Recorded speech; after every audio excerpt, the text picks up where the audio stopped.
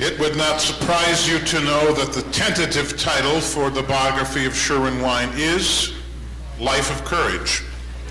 Now, what? Yes, Ruth. Thank you very much, Sherwin. On one hand, I'm flattered that you answer me in a couple of things, but as last year I had some dispute with you, this year I feel I love you and I have dispute with you. I feel that the place it was painful for me. Although, of course, we share a lot of what you say, I'm going straight to that place, and maybe after I get that out, I can talk about the rest, is I feel you trivialize the approach that I'm trying to talk about. That is not, I am strong, I can live alone. I never think that. I completely not. Like when I say that I'm ambivalent about Rabbanut, I am, but I want to give it a fair presentation, that and anarchistic religiosity, which is more what I am. When I say I'm religious in a way that is not rabbinical, that in a way that is not institutionalized, in a way that has nothing between me and the feeling, and it is anarchistic, I think this stands, at least to be debated. It's not someone that just does not want anyone, does not think he needs, I need a lot of help from my friends or from people. But I think God has done less damage in the world than rabbis and priests and establishment and bureaucracy of religion. God himself, I never saw him do damage. It's people doing damage in his name. And I think it's dangerous to be a person with a lot of power that is God's authority is what frightens me. I think it is almost sinful. When I was young, I used to say it's a sin. Today I'm a little older, so I won't use maybe such a strong name, but I think it's at least dangerous to have authority that comes from God. If you have authority as a teacher, as a parent, as a governor, whatever, it's bad enough, it's difficult enough. A lot of dangerous things to your soul happen together with the post, whatever it is, even parenthood or marriage. But I think to be a rabbi and to talk to people, to have authority, any kind of authority, even secular authority, and interpret things that used to be religious, I think it does deserve at least some kind of reservation of thinking about it again. And I think the Israelis that decided not to have rabbis, most secular Israelis do not have rabbis, and we do have a lot of help, and we do have educators, and we do go to study, and we feel there's a lot for us to learn, and a lot of help that we need, but we do not take authority from anyone else. Authority and responsibility is only mine. I take advice, I take a lot of advice, I cooperate, but I don't have authority in my life. And Rabbanut is authority as far as I understand it, and maybe I do not understand the American reading of it, and I apologize. Now, about holiness. If I understand, again, it's all a matter of interpretation, and of course my interpretation stands together with anyone else's, but the way I understand holiness is not that there's a power in the thing, and when someone mekadesh isha, makes her his own, doesn't make her holy and she starts electricizing him, he makes her special. There's to say, this is for me a special day, this is for me a special person, and in that notion of holy, I do want, again, there's another room of myself, I do want to have holiness in my life. I want to have things that are special, sacred to me. I gave them human specialness, but that is, again, not to lose the word holy. Just Amichai and Shlonsky, again, it's only a matter of interpretation of text, and of course they are text just like Chazal are text, and they are in our hands. But the way I see them, they are very bialik and very religious in an anarchistic way. Shlonsky is using, like Bialik all the time, the religious metaphors הלבישיני אמא כשרה כותונת פסים לתפארת ועם בוקר הוליכיני אלי עמל. Was that song that you just read was on my desk all my teenage years. It was almost a prayer for me. It is powerful in that sense, and it's really open to interpretation. So what I'm saying, I do feel that we stand together in the same, I don't want to say war because it's negative, but in the same, we go in the same direction. We want to get to the same places. And there's a very deep honor that I feel to what I see here and the community that I've never seen. I do not have the opportunity to belong to such a community, and it's very impressive. It's just there, and it's strong. But I do ask you to have some more question marks about the way other secular communities that are some kind of not communities choose to run their Jewish life. And so? You know, I love the fact that you were here, and I loved hearing you the first time that I heard you, and you nurture me, so thank you. And with regard to my title, let's not get caught up. That's the first thing I talked about was a word. I often say to people, you don't want to call me a rabbi, call me Mr. Sherwin. I don't care. I don't care about my title. Do you understand? I only care about my function. My function is an educator. All right? And sometimes I'm a counselor. As long as you know my function, you can use the word rabbi or not use the word rabbi. Let's not get caught up again on a No, it's not the word that is between us. With regard to the behavior of God, you know, the Holocaust is problematic. Did the Nazis do it? Whatever. Do you think God did that? But I was in Armenia this summer, and in Armenia in 1988 there occurred a terrible earthquake that killed 20,000 innocent people in the midst of the most desperate poverty. And no human being did that. That's just, I'm just saying, that's just nature. And if you don't want to say that there is a God, then that's just what? That's how nature behaves. It's indifferent, it's not conscious. But if one says there is a God who manages the universe, and he's in charge of volcanic eruptions and earthquakes and all of that, and so one can legitimately ask that. With regard to the word holy, the reason why things are special to us is because they have power. Often family grave sites are sacred for people. They are because the people who are buried there are powerful people. We don't choose to make something special that has no power. The power doesn't have to be electricity. The power can be an emotional power. But if there is no power, then there's no motivation to make it. But Shabbat, for example, had no power until you gave it the power of being a special day. Yeah. The day itself has nothing. It's another day. The origins of each of the holidays goes way, way back into antiquity. And I mean, the Shabbat goes back to a time when people believed that it was unlucky or dangerous to perform any activity on that day. Over many, many centuries, that fear turned into the day of rest. And in fact, that day of rest became also a time of, the Shabbat had its own what? Its own power to change our life. So it is special. I don't think we disagree. I think that what's happening is you as an Israeli are encountering North American Jewish culture, and I hope that in our continuing dialogue that you'll feel more and more comfortable with some of the words and even titles that Amen. we want you to come back again and again. Thank you. Joe Schumann.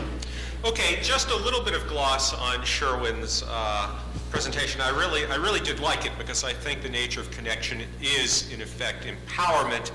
Although I've got to say, like words such as closure and parameter and paradigm shift. The word empowerment, I wish you could find another word, but it tends to be, I think in some sense it's overused. So it is the word. It's actually the concept, of course, that Sherwin talked about before that is really important. Just a little gloss on the nature of empowerment, which some people might construe to be spiritual. And I think that this is part of the spiritual sensitivity that Norbert had mentioned with the saint whom he knew. And that is that spiritual empowerment, if I can use words for a minute to describe a concept, partakes of what you might call, and the Eastern religions are very sensitive to this, and I'll be a Buddhist for a minute, an Easterner, what you call the paradox of inverse effort. Okay, and what I mean by that is, and this often leads to a type of what we might call provisionally a spiritual consciousness, if we like the word, is in such phrases. I mean, this comes out of Harry's tradition. There's a phrase in that midrash on the Hebrew Bible, those who gain the world shall lose it. Okay, the notion that empowerment often doesn't come directly through a gross feeding of oneself with power, but paradoxically, as it were, from appearing to be, in some sense, manifestly disempowered and gaining a type of spiritual power beyond that. Gandhi used nonviolence. On its manifest level, nonviolence is a form of disempowerment. But Gandhi would argue the power, as did Martin Luther King, the power of love as expressed in what is manifestly a disempowerment. In effect, the latent power is more powerful than the use of direct power or force. Again, the notion of a type of paradoxical inversion of effort leading to a type of higher, we might say higher spiritual consciousness. Buddhists will point out that the usefulness or power of a cup or a vessel comes from its emptiness, not its fullness. Again, a type of paradox. There is, and I'll end with this too, and this I sort of love, Lao Tzu, in that sort of paradoxical Eastern tradition, said something like, and this is a paraphrase, a leader is good when people praise and adore him. A leader is the worst when people despise and hate him. But a leader is best when the people say, we did this ourselves, okay?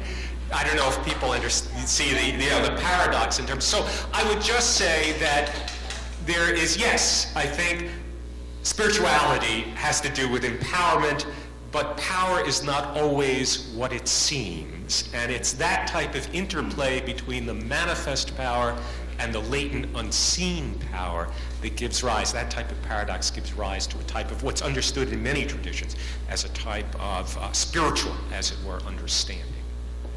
Dan Kuhn-Schurkel.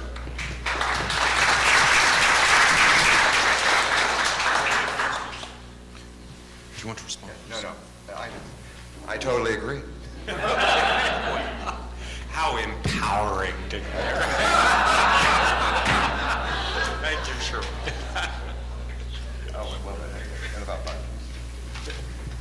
Dan, please. As always, I was struck by, as I'm sure we all were, by Sherwin's eloquence and his persuasiveness. I'd like to thank him very much for his summing up of the conference and focusing our attention on the importance of isolating the experience. This is not just a dispute, as Sherwin said, about words, it's about understanding the experience. I wonder about the experience as the description of the experience as empowerment. It seems to me that the spiritual experience is an experience that is saturated with emotion.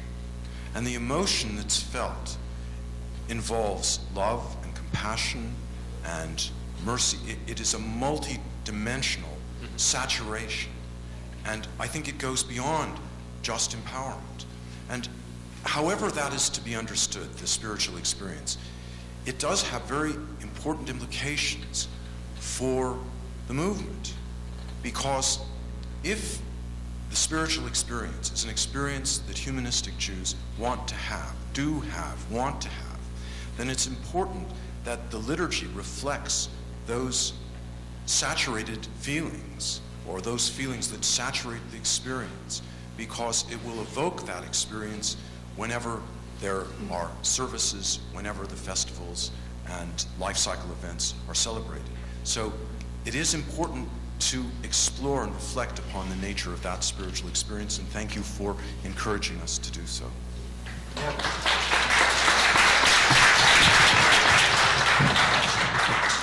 I want to pick up something from the discussion between Ruth and Sherwin. With my Israeli wife, the discussion sounds very familiar. And much that Ruth says, I know from talking to my wife. Her reaction yesterday at the suggestion that I could speak so nicely about Einstein, despite the fact that he deserted his first child, that my wife would respond like that too. And that would be, it's a very Israeli response. Now, I don't want to go into the details of it, but I just want to say we have American Jews and Israeli Jews are very closely tied, but there's a great separation. Even from the Ashkenazi Jews, there's been a 50-year period at least of separation. And Israel is not primarily, as in your own life, Israel is not primarily an Ashkenazi country anymore. It will be increasingly not an Ashkenazi country. There's people coming from Africa. There's people who are coming from India. It will be increasingly further removed from our European shared background. And so the link between us and Israel will become harder, but because we're committed as Jews, we want to have that link. So what's the tachlit of it? The tachlit of it is I think out of the experience of Western European religion, we are basically a product of Western European religion. We are a product of a secular religious distinction that is a creation of Protestantism. It's a creation of the Protestant Reformation. And when we talk about Israeli Jews, we talk about Jews from countries that didn't have a Protestant Reformation. Now, I think there is much that we have in our Jewish Protestant religiosity that Israel really needs, and that it's really, really healthy for Israel. But it can't be a straight translation, because you are not us. And there's language differences and other differences. So the big mistake that the Reform and the Conservative movement have made is they transported themselves on the American model into Israel and thinking it should be successful, and it hasn't been successful. So for the secular humanist movement, it should think that it's very important to reach Israel, but not to do it on an American model. And it may be the case that words like rabbi are not the right words to use in an Israeli context. It may be the case that words like synagogue are not the right word. I don't know. I'm just saying. I'm saying be very sensitive in transporting an American movement to Israel, that the form of it should not be the same form that it has here, because there are very significant differences between us. Should I stop on that? Yeah? I wanted to get to something important. About 2 minutes. Okay, that'll be fast. Sherwin's talk about the problems of theodicy are deeply profound, and there should be whole sessions on that. Sherwin's critique that religion grows out of a fear of death is not just true of religion. It's true of philosophy. It's true of science. It comes out of the same tribe. This is not a chiddush. This is Nietzsche. And it's Kierkegaard. The science is no answer to this. You should know. If you take science really seriously, there's no reason that anything should exist. The existence of anything whatsoever in the universe is unintelligible. As somebody else called it, it's a miracle. Let alone life. Life is a total accident.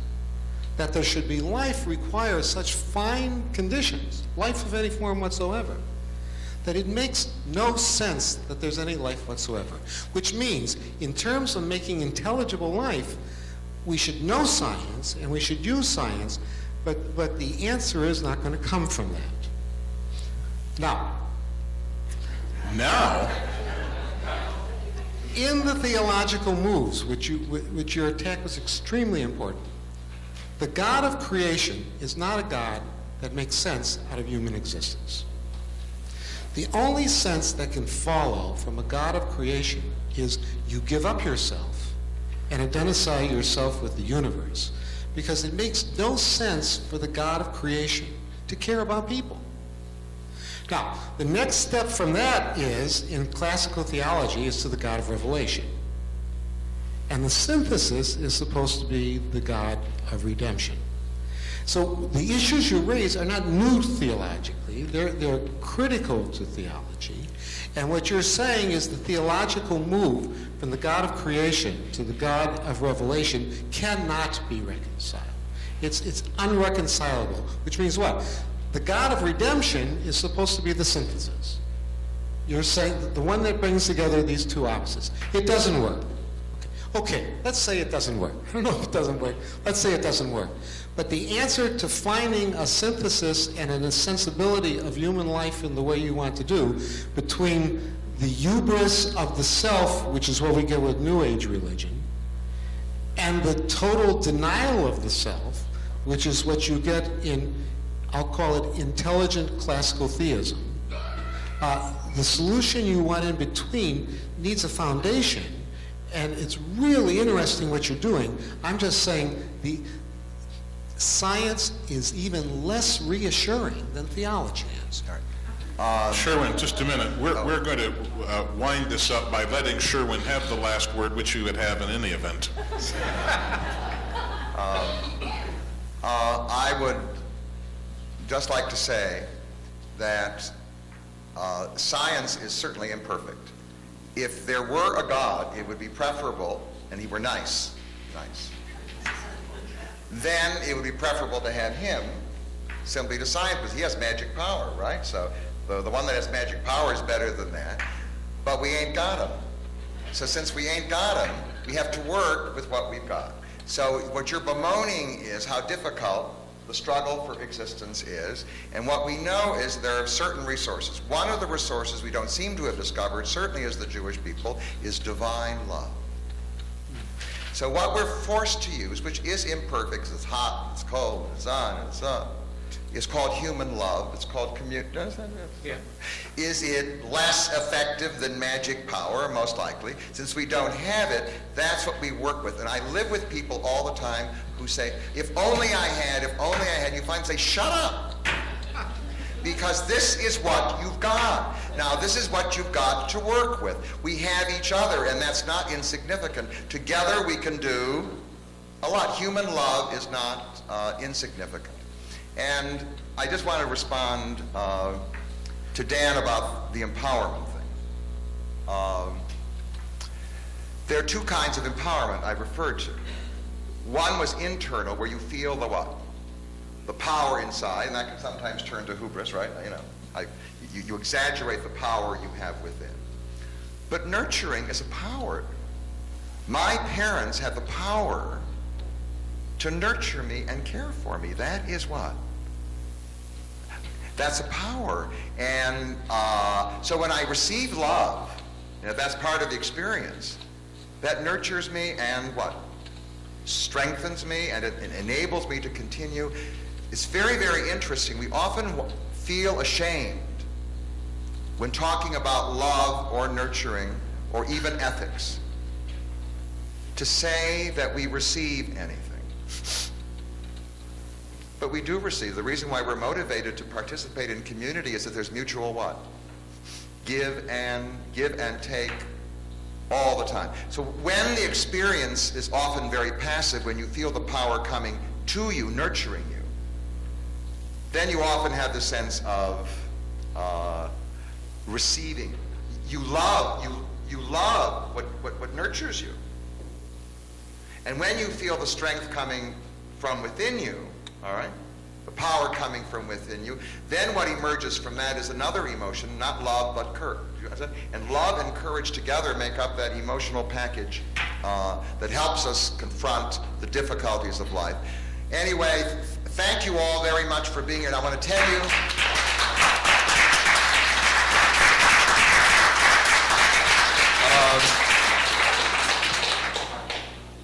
we are going to come back at 1 o'clock for the final thing. Everybody on the panel will have a chance to make his final statement or her final statement, and you will have a chance to ask direct questions of anybody in the panel, and we shall be finished at 2. So lunch in the next room, in the meeting